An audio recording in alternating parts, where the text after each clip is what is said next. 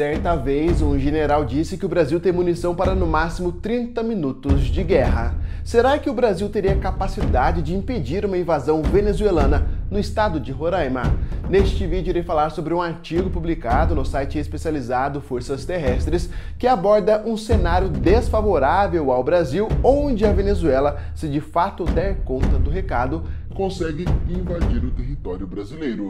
Neste vídeo irei falar sobre la Operación Pandora, o estudo da hipótese de uma invasão venezuelana no território brasileiro. Se você ainda não é inscrito do canal, por favor inscreva-se e me ajude a chegar aos 800 mil inscritos. Sejam todos muito bem-vindos a mais um vídeo de geopolítica do canal Vamos Falar de História.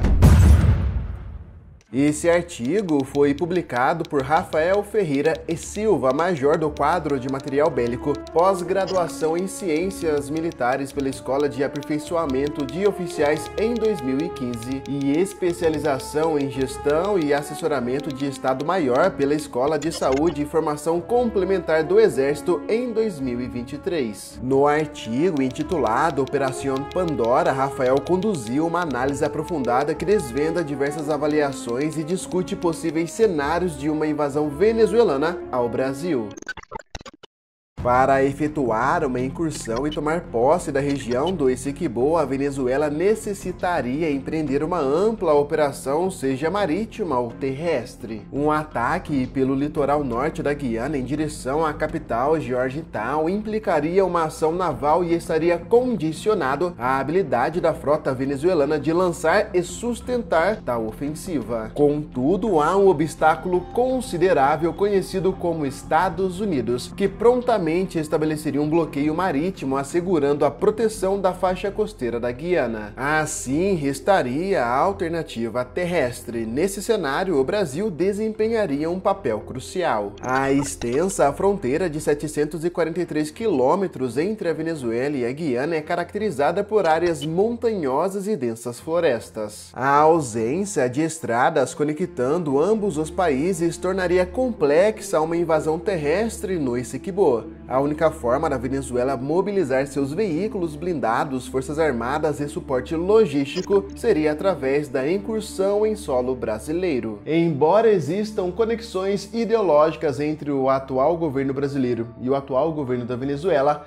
o Brasil deixou bem claro que não endossará uma intervenção militar da Venezuela na Guiana, um estado soberano, uma nação independente. Ou seja, qualquer ação militar da Venezuela contra a Guiana resultará na ruptura diplomática entre Brasil e Venezuela. O artigo aponta dados importantes das Forças Armadas venezuelanas e das Forças Armadas brasileiras. A Venezuela conta com 123 mil homens na ativa, 63 mil deles no Exército, 25.500 na Marinha, 11.500 na Força Aérea e 23 mil na Guarda Nacional. Isso faz da Venezuela o terceiro maior contingente da América Latina, atrás do Brasil e da Colômbia. Deve-se considerar também os 220 mil integrantes das milícias paramilitares, que são armadas e ideologicamente próximas do regime de Nicolás Maduro. A principal força de Nicolás Maduro é a defesa aérea com sistemas russos avançados de longo e médio alcance. Durante o governo de Hugo Chávez, o país tornou-se comprador de vários armamentos russos, como o caça Sukhoi 30, que, segundo o artigo publicado por Rafael Ferreira e Silva, é o caça mais poderoso da região. Há 23 unidades do modelo à disposição e estima-se que pelo menos 50% estejam em condições de pronta operação. Ao todo, a Venezuela possui 279 aviões de combate, a 39ª frota do mundo. De acordo com relatórios de inteligência, as Forças Armadas venezuelanas estão passando por um colapso significativo em suas capacidades operacionais. Isso inclui níveis insuficientes de treinamento, escassez de peças para manutenção, equipamentos datados e uma notória falta de combustível, mesmo diante das amplas reservas petrolíferas do país. No que tange ao arsenal terrestre, estima-se que a Venezuela possua 282 tanques, 300 veículos de combate blindados e 52 lançadores de mísseis, distribuídos em 16 unidades. Já as Forças Armadas do Brasil contam com um efetivo de 360 mil militares e um pessoal na reserva de 1.340 mil. A Marinha do Brasil, a 25ª mais poderosa do mundo, conta com uma frota de 46 unidades ativas, incluindo porta-helicópteros, submarinos, fragatas e corvetas. Além disso, a Marinha está em processo de modernização através de programas estratégicos como o ProSub, que dará ao Brasil seu primeiro submarino nuclear, e o programa Fragatas Classe Tamandaré.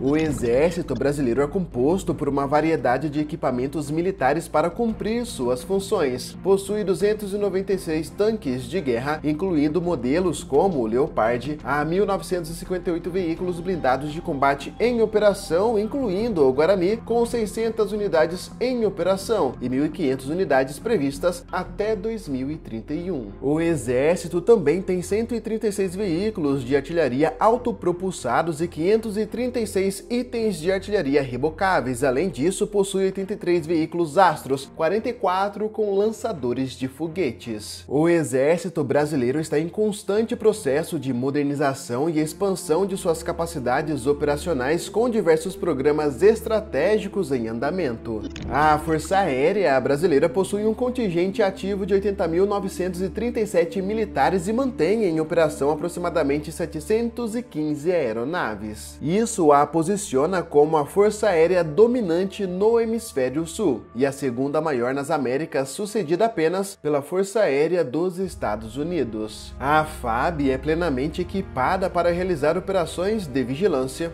controle e defesa aeroespacial, contando com equipamentos avançados para detecção, interceptação e neutralização de alvos aéreos, terrestres e marítimos. Ademais, a Força Aérea Brasileira está avançando em seu processo de modernização com a incorporação dos caças Gripen de última geração, produzidos pela companhia sueca Saab. Com base em informações geográficas da fronteira do Brasil, Venezuela e Guiana, e considerando o poder militar das Forças Armadas brasileiras e venezuelanas, este artigo propõe um cenário hipotético onde a Venezuela tem capacidade de iniciar a Operação Pandora, que envolve uma invasão no território brasileiro, uma invasão no estado de Roraima. Para que a Venezuela pudesse efetuar uma invasão ao Brasil, seria necessário executar a Operação Pandora de maneira extremamente discreta e veloz. Além disso, teriam que contar com a sorte para enganar o serviço de inteligência brasileiro e passar pelas bases estratégicas do Brasil na região da Tríplice Fronteira. O Brasil possui em Boa Vista o primeiro grupo de artilharia de campanha, o primeiro esquadrão de cavalaria mecanizado, o primeiro batalhão logístico, o primeiro batalhão de engenharia e o primeiro batalhão de infantaria de selva, com 6 pelotões especiais de fronteira. Essa operação envolveria um assalto para tomar a região nordeste do estado de Roraima, com o Iramutã,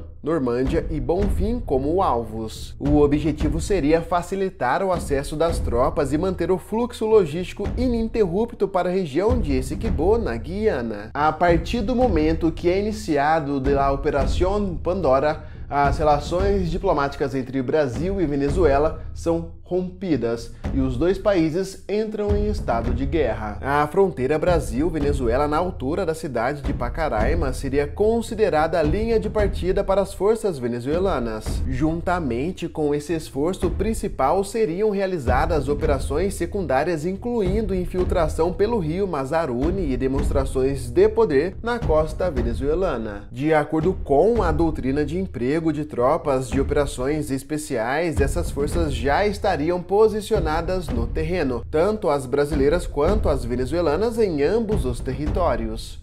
A conquista do espaço aéreo seria o primeiro passo significativo para a tomada do estado de Roraima. A diversidade de aeronaves da Força Aérea Venezuelana, juntamente com seus sistemas de defesa antiaérea de médio e curto alcance, seriam fundamentais para bloquear o espaço aéreo brasileiro por períodos prolongados, limitando assim a liberdade de ação das Forças Armadas brasileiras. Os reforços brasileiros seriam incapacitados, pois se os caças venezuelanos Su-30 F-30 e F-16 realmente tiverem números operacionais adequados, eles teriam a habilidade de detectar e neutralizar potenciais ameaças provenientes do espaço aéreo brasileiro. Em contrapartida, a Força Aérea Brasileira conta atualmente com 6 caças Gripen F-39E. Este caça brasileiro é habilitado para uma vasta gama de missões, destacando-se a tarefa específica de combater e superar caças de fabricação russa, semelhantes aos modelos usados pela Força Aérea venezuelana. O artigo ressalta que a efetividade de uma força aérea não se baseia apenas em quantidade e no tipo de aeronaves ou armamentos que possui, mas também em fatores como treinamento, doutrina, logística e capacidade de comando e controle. No cenário proposto pelo artigo, é bastante provável que os recursos venezuelanos resultem na interdição do espaço aéreo brasileiro. Após o domínio aéreo, o artigo propõe que os venezuelanos também conseguem, em um cenário hipotético, dominar e destruir as vias terrestres, isolando Boa Vista do apoio logístico das Forças Armadas brasileiras. Após o domínio aéreo, os venezuelanos destruiriam por bombardeio as vias de acesso, impedindo os reforços a chegar à cidade de Boa Vista ou ao teatro de operações. Para dificultar a chegada de tropas e suprimentos, os venezuelanos destruiriam também pontes estratégicas sobre o rio Jauaperi, rio Anauã e o rio Araricuera. A destruição dessas pontes iria contribuir com o isolamento do teatro de operações, contribuindo para a liberdade de ações das forças venezuelanas e afetando o fornecimento logístico das tropas brasileiras e suas bases em Boa Vista. Em seguida, as rodovias 401, 319 e 174 ao norte de Boa Vista seriam bloqueadas, isolando ainda mais o teatro de operações. Após o estabelecimento de um acesso de tropas para Essequibo, pode-se pensar em duas possíveis linhas de ação para o governo de Nicolás Maduro: o estabelecimento de uma defesa ferrenha da região nordeste de Roraima, ou após uma rápida entrada de um considerável volume de tropas em Essequibo, uma retraída para o território venezuelano e de Essequibo. O estabelecimento de uma posição permanente na região nordeste de Roraima tem uma consequência grave e de difícil enfrentamento, uma vez que haveria uma forte resposta do governo brasileiro buscando uma mobilização nacional para concentrar meios militares para operar na região, bem como uma mobilização de outros países pela invasão de um território soberano. Certamente, no médio prazo, haveria um contra-ataque para restabelecimento das fronteiras do Brasil, gerando um dano desnecessário no poder de combate, com as possíveis perdas de pessoal e material militar da Venezuela. No fim, esse cenário estabelece, com os dados apresentados, que a Venezuela teria capacidade de alcançar os seus objetivos em Essequibo. No entanto, é muito importante ressaltar que é um artigo que propõe um cenário hipotético que aconteceria se a Venezuela tivesse de fato condições de empreender uma operação militar dessa magnitude contra o Brasil. E ainda assim, o Brasil, hipoteticamente, de acordo com um cenário hipotético, não tivesse condições de reagir a tempo. É muito difícil prever os acontecimentos, o desenrolar de um conflito, basta você ver a Rússia e a Ucrânia. Mas este artigo dá uma boa ideia de como seria uma eventual invasão venezuelana no território brasileiro. Eu vou estar disponibilizando o link desse artigo para você que quer saber mais detalhes a respeito dessa, na verdade, Operação Pandora. Muito obrigado para você que assistiu até aqui e, se Deus quiser, se Deus permitir, nos veremos muito em breve aqui no canal. Vamos falar de história. Fiquem todos com Deus e até mais.